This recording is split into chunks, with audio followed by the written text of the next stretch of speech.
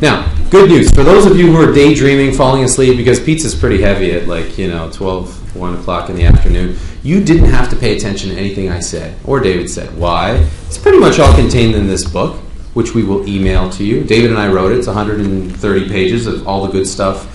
If you have difficulty sleeping, pop this baby open. You'll be down in 2 seconds. I'm not going to lie. It took me 4 nights to get through it. It put me to sleep a couple of times. It'll talk about, Chapter 1, being an employee versus an independent contractor. Here's 8 cases, what the courts had to decide. Chapter 2, now you want to incorporate. Chapter 3, here's all about restrictive covenants, how to attack. We should actually finish up with the attacking. Okay, really quickly, here are my scenarios of how to attack any contract and any clause in any contract. Scenario number 1, it's written in legalese, nobody understands it, it's really poorly drafted. Metropolitan City of Vancouver, think that. Okay, number 2, it's not reasonable because they're asking for way too much. Number 3, this is an interesting one. I'm going to ask you to give up a right that you always had, a right to compete against me. In exchange for that, I got to give you something, money or some other benefit. If I never gave you anything and just said, you know what, you're not going to compete against me, sign this agreement, and you sign. I didn't give him anything for him to give up that right. This is what lawyers call consideration. Weirdest word ever. When I was in law school sitting where you are, I was like, consideration? What the heck is that? That's the fundamental exchange that's needed in every contract. And if you don't have it, you don't have a contract. Doesn't matter what you sign. So the dentist has to give you something in exchange for getting you to give up your rights. Typically money, pay, benefits, title, things like that. If you ever leave a dental office and they're going to get you to sign another agreement that says, by the way, you're leaving, I don't want you to come after me, I don't want you to sue me, and I don't want you to compete against me, and I want you to waive me of all this liability. What are you guys going to think?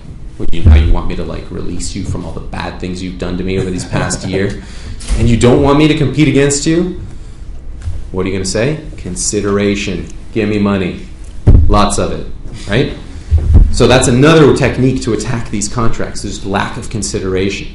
Now, in addition to all of these ways, David's going to talk about a whole bunch of procedural difficulties. Okay? Procedural difficulties are the way that the contract is entered into. Was there any problem with a mother entering into a contract with her child? Was she exerting kind of undue influence or duress, making it, unconscionable?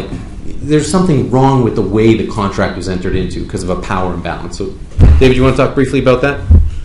Michael just said it, so that's about as brief as I can be. I love it. But, I love it. Oh.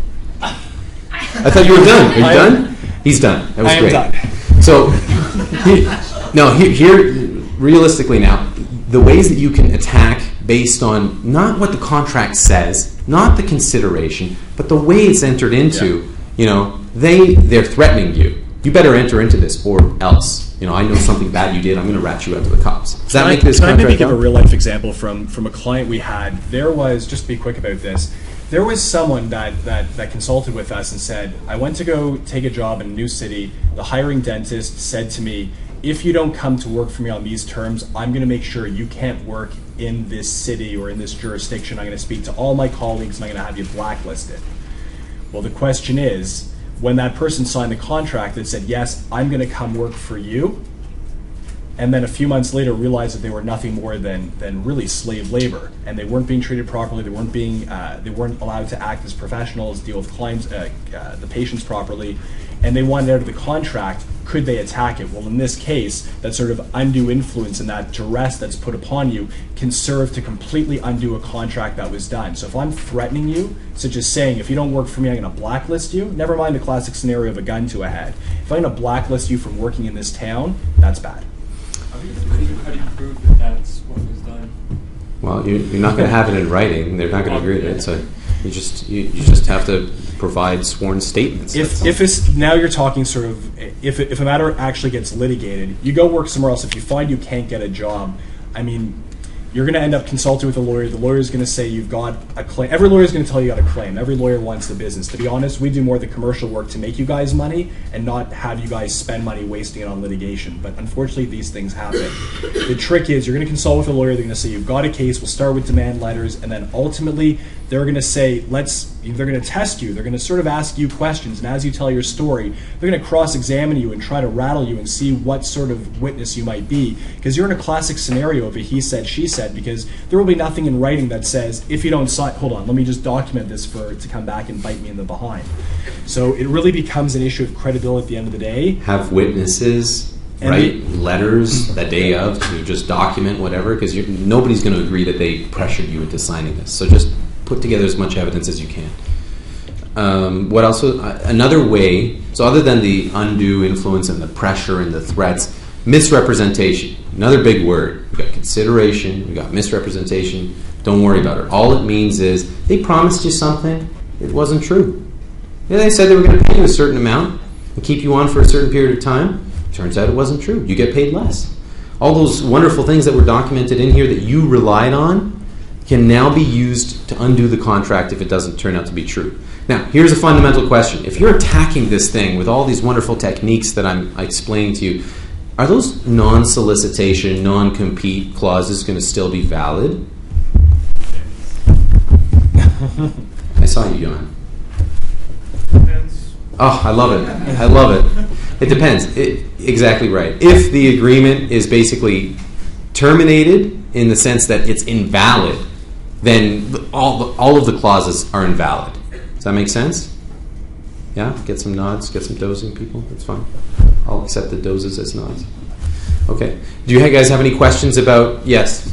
Question, just in terms of the contract, how detailed is it in regards to what kind of procedures you're going to be doing? Good question. David? Oh my God, it depends. The answer to that is every employer is different. Every employer... See, we're speaking to you guys today as students. You're just getting a little taste of what really the business world will be. I don't know if you guys have... I know when I was doing sort of my, I guess the equivalent of the lawyer's clinical work, I never really took the time at that time to ask questions about how to run a business. These are sort of issues that fall down to how to run a business. And really your business, as much as your skill set is providing the dental services and treating patients with their dental needs, at the end of the day, you guys are all business people. Even if you're just going to start out as an employee, and maybe you never start your own practice or become an associate or partner up with other people. But all of these are business considerations, and one thing you have to think about is what you're going into. And what you're going into is a relationship with a dentist who maybe hasn't thought or had the benefit of one of these discussions or reviewing a book and whatnot. So you may have a dentist where they just want you to sign up, here's your hours, here's your pay, don't take home the plaster. That's really all that they're going to say. Then you're going to have someone else who maybe is consulted with a lawyer who, to help with their billing, they're going to try to draft a 5,000-page document, realistically a 20-page document, which is overkill, to be perfectly honest. And that's going to set out everything you can try to imagine. Ultimately, at the end of the day, there's almost a degree of faith that goes into any working relationship. You know what you're hoping to achieve starting out, but the facility you're going to, if you're working in an area where maybe it's where there's not a lot of I would call them cosmetic procedures, say crowns or caps or whatnot. If you're just getting, children, if you're just getting seniors, they all have different needs. And in doing that, you might not be learning all that you want to learn in a full-service, multi-service scenario. But whatever you want, you can ask for it. And if you really feel that you want to make sure it's documented, ask to put it in. If it's a pre-drafted contract, ask to write a paragraph, staple it, initial it, and have it included as part of the contract. So if you've got a specific treatments that you want to learn about or do or provide to the patients, ask for it. Can't hurt to ask. I want to wrap it up with just a few last-minute tips, kind of a summary, unless anybody has any more questions. We'll take questions afterwards. I just want to stop the camera and get off this microphone. I hate the sound of my voice.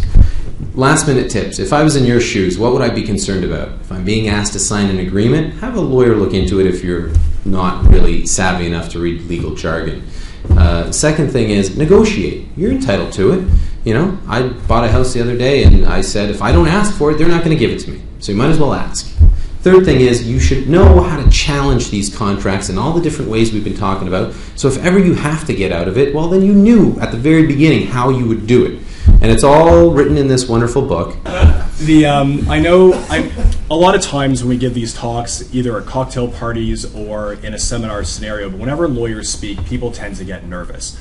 Ultimately, you're embarking on what's going to be a phenomenal journey, hopefully met with nothing but success.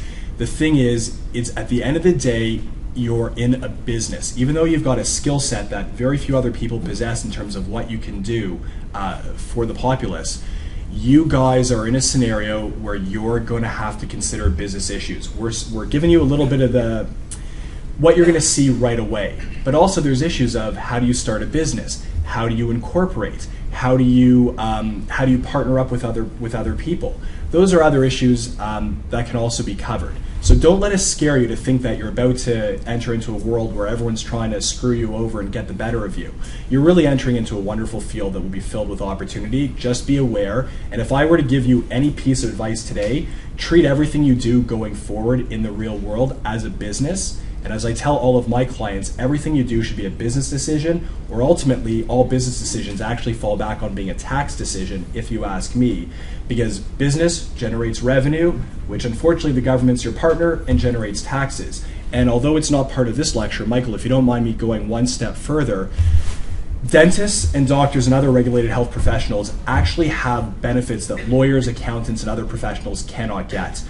Dentists and doctors have been gifted with a lot of special benefits in terms of tax treatment and business structure setup that lawyers, accountants, and other people don't have. If you don't know them, speak to someone about them. Take advantage of it, because not only does it save you money, it will help you then earn money on the money that you're saving. And then, as Michael says, who do you think of? I'm not here telling all of you that I'm the only person, or Michael's the only person, or our firm's the only one that can help you guys. That's not true. Everyone in this world should be able to help you.